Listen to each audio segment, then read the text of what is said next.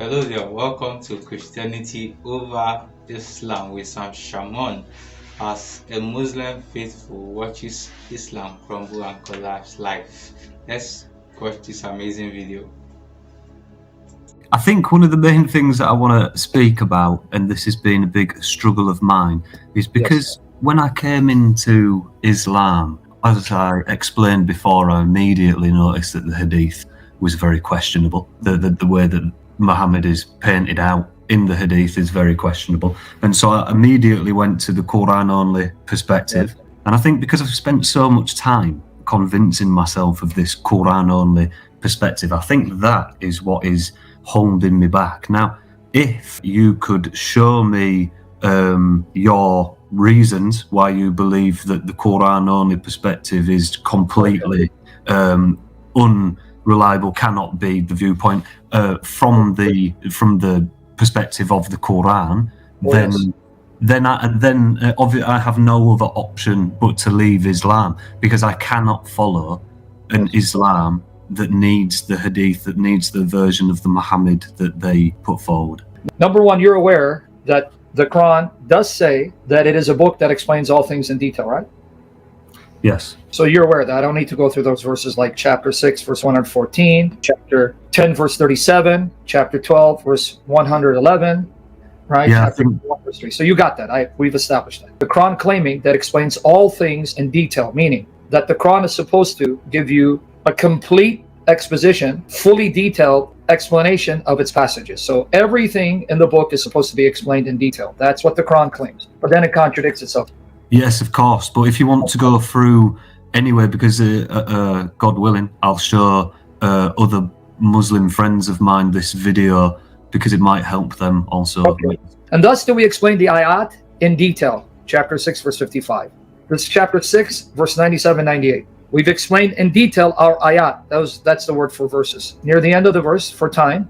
Indeed, we have explained in detail our revelations. While it is he who has sent down unto you the book, explained in detail, that's 6:114. Certainly we have brought to them a book which we have explained in detail with knowledge. So this book is explained in detail with knowledge. Chapter 10, verse 37. Straightforward. And this Quran is not such as could ever be produced by other than Allah, but it is a confirmation which was before it, the Torah, the Injil, and a full explanation of the book. Full explanation.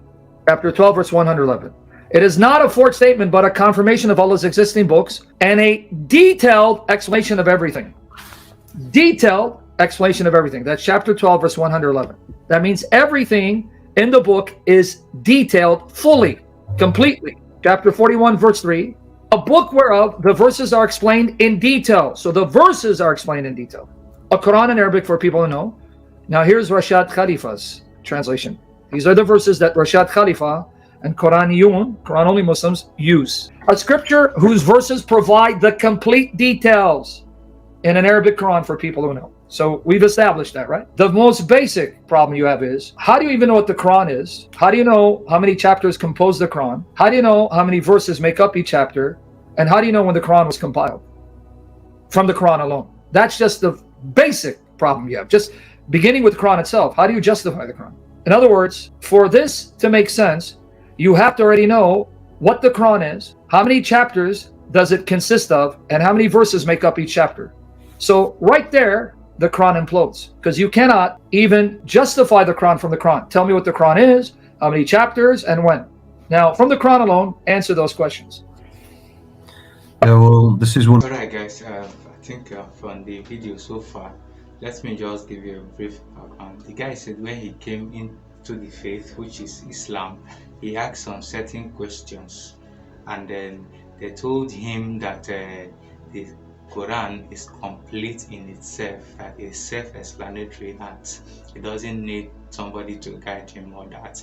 But along the line, he noticed that the Quran, they told him that the Quran claimed to be complete and self-explanatory. It was not so, and then the Quran contradicts itself in several ways. And now he is asking Sam Shamoun to give him some basics on of this argument that he would like to show the videos also to his friends that are also in the faith and also confused as he is right now.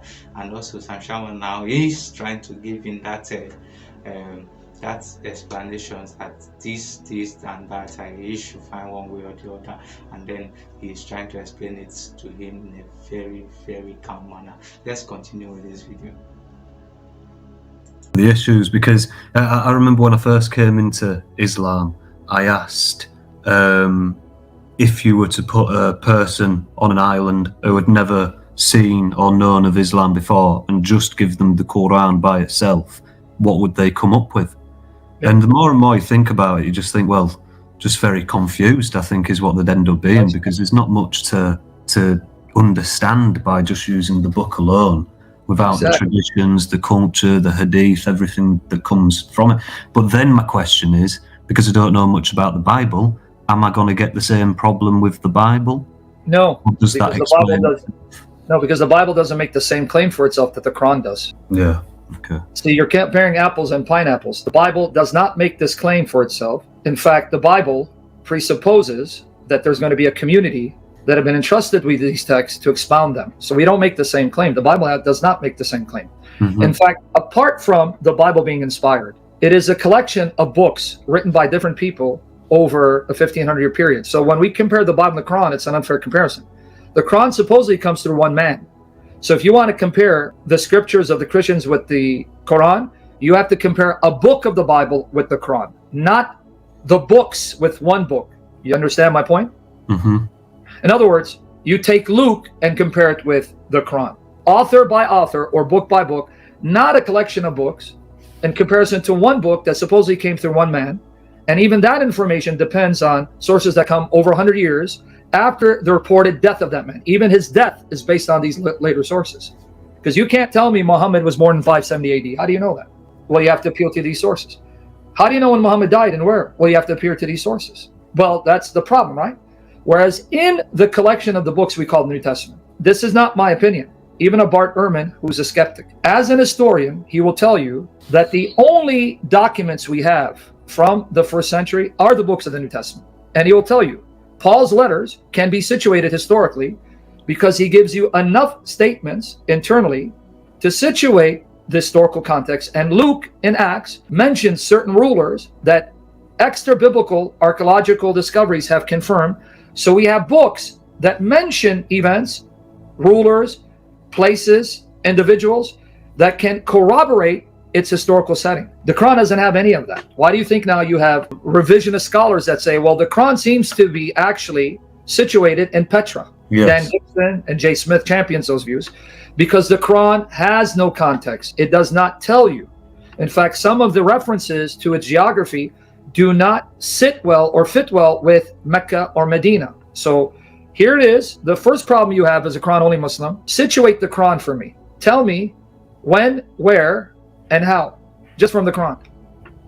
You can't do that, right? Just to give you some problems with the Quran-only position and try to answer this. This is chapter 111 of the Quran. Now remember, the Quran says it's fully detailed. It's going to explain everything in the book, right? Mm-hmm. The power of Abu Lahab will perish, and he will perish. Who's Abu Lahab? I'm not too sure. Exactly. So why is he so important that there's an entire chapter mentioned cursing him and his wife to hell? What the hell did he do, pun intended, to get Allah so upset that he devotes an entire chapter to this man? Abu Lahab means father of the flames. That's a derogatory term. We don't even know his name because Abu Lahab means father of the flames. That's not his name. That's the author of the Quran making fun of him, that you are the father of the flames, the owner of the flames, because you're going to hell. Yeah, this is very strange. Where is this in the... Chapter 111 of your Quran, Surah Al-Lahab. Who is he? Yeah, not a clue. The Muslims who then go to these later sources cannot simply choose and pick what they like and ignore the statements in the same corpus that show Muhammad was a pedophile, a murderer, evil, wicked. Can't do that.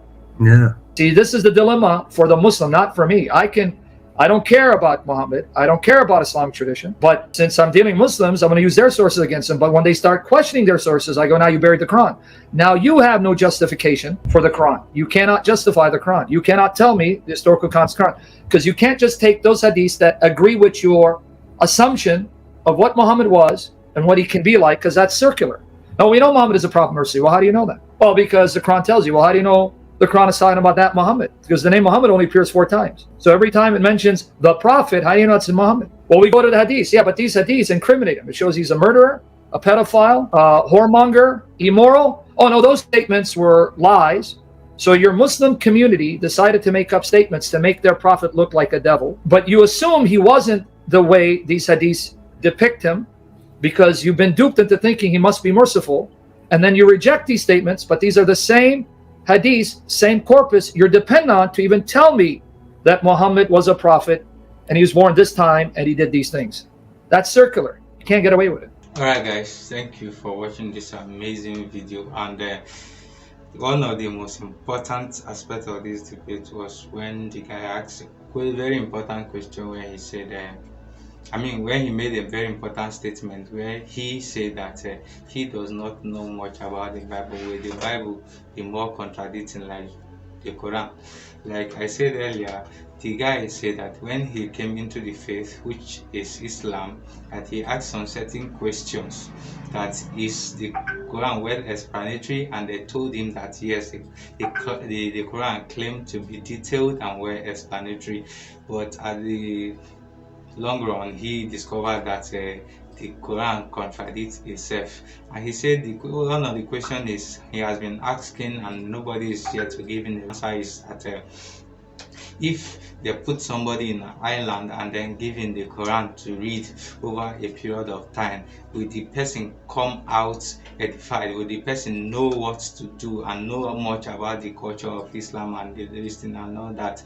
But nobody is yet to give him an answer, and that is why he is seeking an answer, and this kind of he's seeking answers from Shamoun.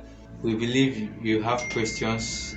Let's know what you think in the comment sections, and also don't forget to like, to share, and also subscribe to our channel for more videos like this. Thank you.